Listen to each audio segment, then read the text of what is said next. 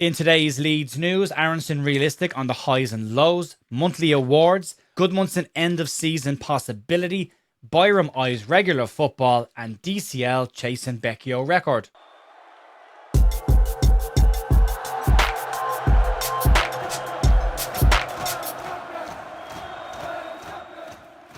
Hey folks, welcome to the Leeds View for Thursday the 14th of May with your Leeds United news. Hope your week's going well so far. Daniel Farke's press conference is scheduled for tomorrow, so we will have some form of a reaction to that over on bigup.com along with the predictions for the weekend, and then getting ready for the watch along on Sunday over on bigup.com. You can check that out at the weekend if you want to. Also, podcast will be out later on tonight as we look ahead to the weekend's action. Have a bit of a chat about the talking points so far this season, and we get ready to look at the short list of all the different players that have been linked to Leeds United over the last couple of months before we get into proper silly season kicking off. There's a bit of news to get stuck into today. We'll start off with Brendan Aaronson and the highs and lows of his return to Leeds United. 2 years back into his return at Leeds United, Brendan Aaronson has seen a turnaround in some fans' feelings towards him, but there will still be those who he doesn't quite stack up to their measurements for.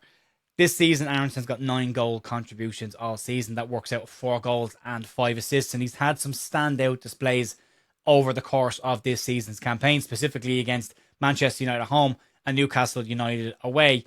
And he's also put a pretty decent partnership together with Dominic Calvert-Lewin that sometimes this season has looked really, really smooth and has been developing between both of them over the course of the year.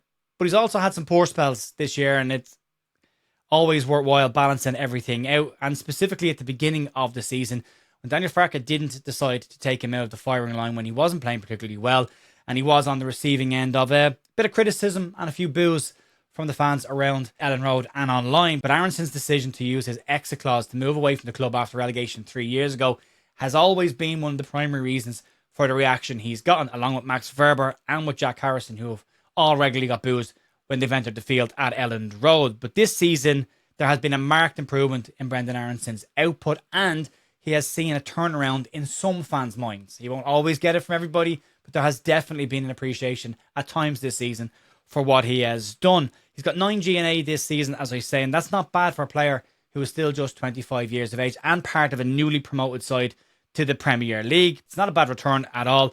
And if he gets one more goal contribution the next 2 games, he will level his best top-flight season that he had with Red Bull Salzburg. But Aaronson's been speaking with LUTV about his reception on his return to Leeds United, the highs and the lows that he's had over the course of this year. But he is realistic about the reception that he's got and understands where a lot of it came from. But he had the following to say to LUTV. There's been ups and downs even at the beginning of the season when my fiance heard that I was getting booed. I probably wasn't playing the best at that moment in time, but I didn't think it was that bad. This season has been a great season.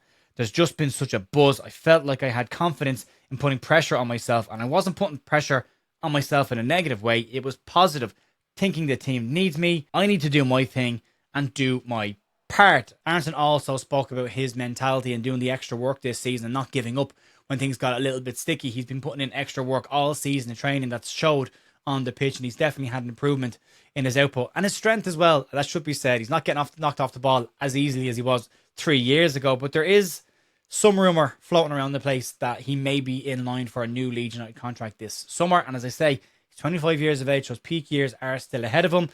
He's not everyone's cup of tea. Not everyone's going to buy into this. People have their own perception on this, and that's absolutely fine. But as long as he's contributing on the pitch for Leeds United and doing whatever he can and working hard for this side, he will always get the bulk on side. We'll have to see what happens over time. But it'll be an interesting summer for Brendan Aaronson. Interesting to see, do Leeds decide to extend that contract as his output is getting better in terms of top flight football. We'll see what happens next year. Let's move on. James Justin has picked up another award this season. This time around, he's won the JD Sports Goal of the Month award for his overhead kick against Wolves, his second award for that goal in as many weeks. He won the vote with 39% of the vote overall from the Leeds United fan base. Second was Sean Longstaff for his goal against Bournemouth, alongside Noah Okafor for his goal against Manchester. And then behind them was Ao Tanaka's goal with 7% of the vote in the FA Cup against West Ham United.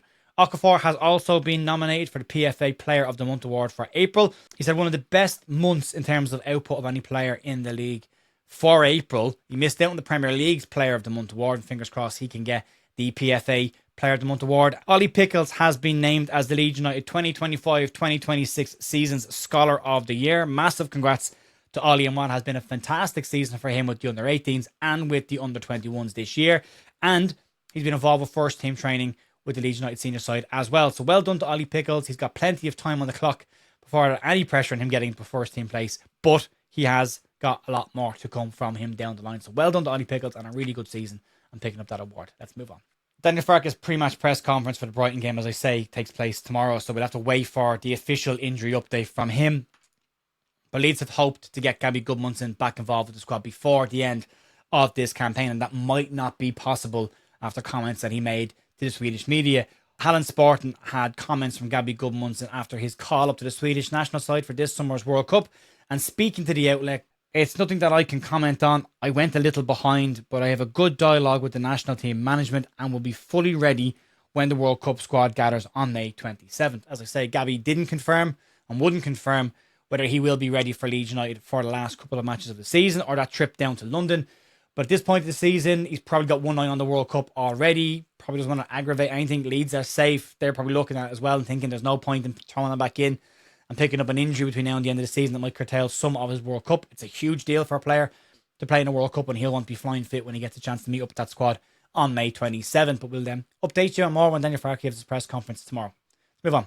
Sam Byram's contract is up with Leeds United at the end of this season, and his second spell at the club looks like it is coming to an end. Byram believes that he has more football in him, and that is something he will look to achieve next season, but it looks like it will have to be somewhere else. He has been limited to spots on the bench this season, but he has got some Premier League minutes under his belt for Leeds this season. And outside of that, it's been cameos in the FA Cup.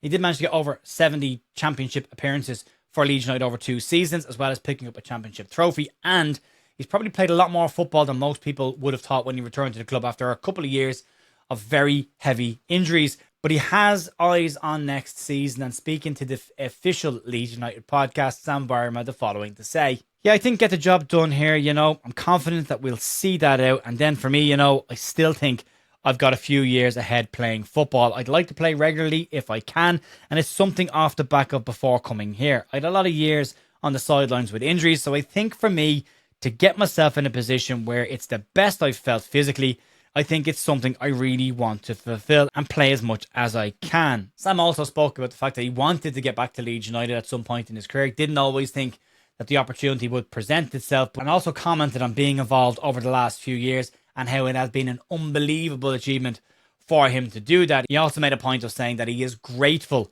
for getting the opportunity and the chance to return to Leeds United and be part of some very special moments and pick up a championship winners trophy, which, going back to his last stint at Leeds United, seemed a very long way off for him. But it was great to see him in a Leeds shirt in the Premier League. Great to see him involved in last season. But it does look like Sam Byram will head off into the sunset at the end of this season. But a good servant for Leeds over the last couple of years. Very important part of last season and the year before as well. And great that he got his reward to have some time in the Premier League with Leeds. Let's move on. We've talked about this for months. We've talked about it all season, actually. But Dominic Calvert-Lewin has had a fantastic season for Leeds United and been a bargain addition for the club. And he's achieved some important milestones this season, but he will have his eyes on a couple of more. He's got back in the England squad this year, and he will likely have an eye on the England World Cup squad as well. But there is another milestone that he might be trying to chase down before the season is over.